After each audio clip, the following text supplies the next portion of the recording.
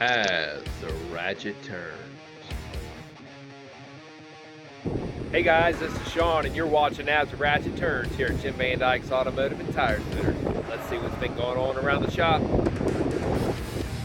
Trying out his new gloves. Aren't they cute? They are. Ron's hiding again inside the wheel well of the Chevy truck. You do what you gotta do.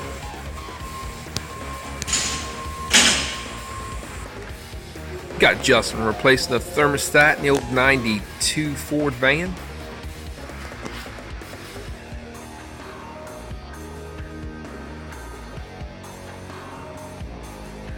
Coolant? Is the coolant supposed to cool? Yep. In the cooler? I don't know if you've noticed it, but it's been cold in the morning, and that can only mean one thing. Winter weather will be here before we know it. Freezing temperatures and snow. Is your vehicle ready?